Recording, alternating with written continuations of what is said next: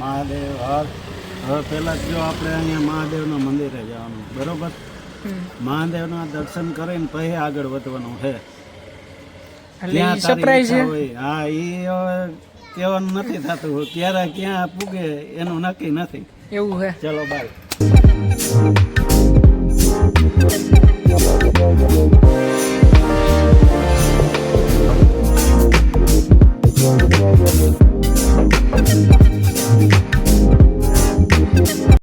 અત્યારે અહીંયા સંતરામ પેટ્રોલ પંપે આવી ગયા હી પેટ્રોલ પુરાણ. જો અહીંયા સામે પપ્પા બેઠા હે.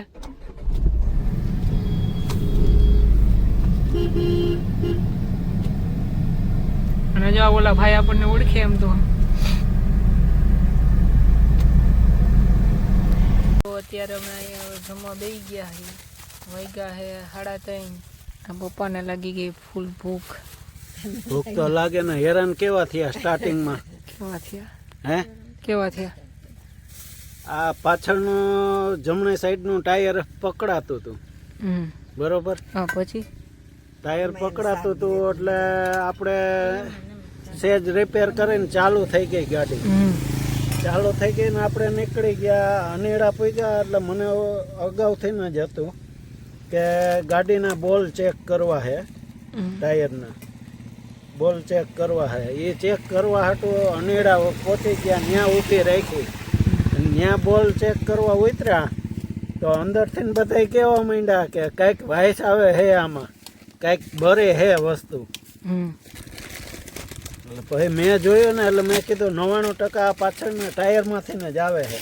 આ પાછળનું ટાયર તમે અડો એટલું ગરમ હતું કે એની કંઈ વાત જ પૂછવામાં, એટલું ગરમ. પછી ભાઈ અમે ત્યાંથી રિટર્ન થયા, પાછા ગોંડલ ઘરે આવ્યા. ઘરે આવીને અજયભાઈને બોલાવ્યા, વિજયભાઈને ફોન કર્યો એટલે કે હવે જાતા નહીં, પહેલાં એ તમે ખોલાવીને હરખું કરો. તો એ હરખું કરવામાં પટ્ટાવાળા આવ્યા પટ્ટા દેવા ઘરે. એ પટ્ટા મોટા પડ્યા, પટ્ટા સેટિંગ આવ્યા નહીં. એટલે પછી બ્રેક જ કેન્સલ કરી નાખી. નહીં, એને દ્વારકા જવું છે ને એ એને ચાલુ કરી દો વિજયભાઈ કહે. એટલે એ બ્રેક કેન્સલ કરીને અને ચાલુ કરી દીધી. અત્યારે આપણે ભાયાવદરથી 13 કિલોમીટર છેટા હે અને હરિહર કરવા બેઠા હે. જો અત્યારની મોજ હવે.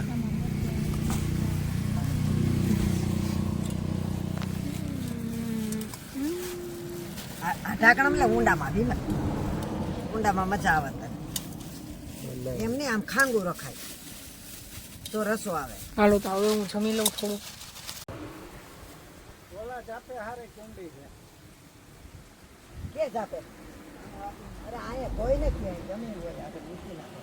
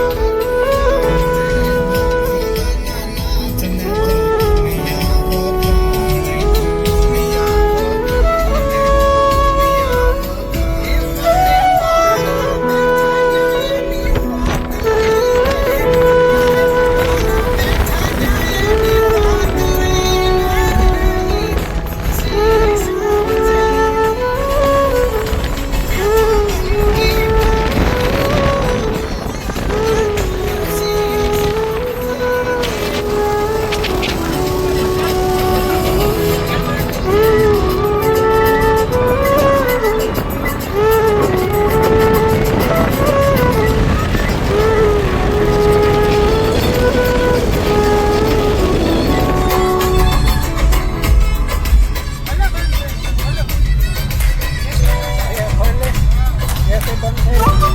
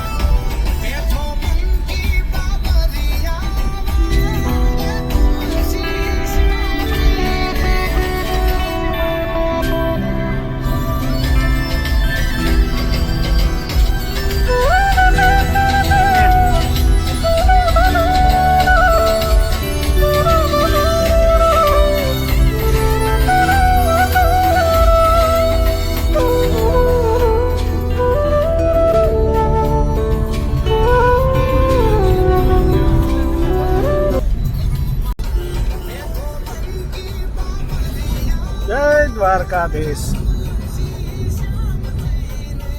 હાલો દ્વારકા. 120 કિલોમીટર જેવા છટા રહ્યા છે.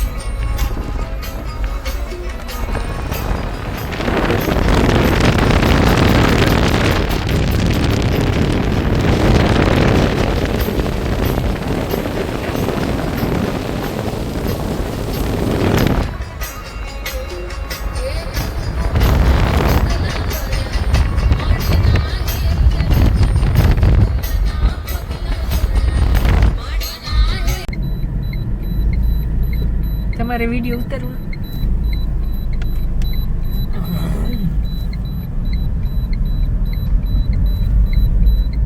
આ બાજુ છે.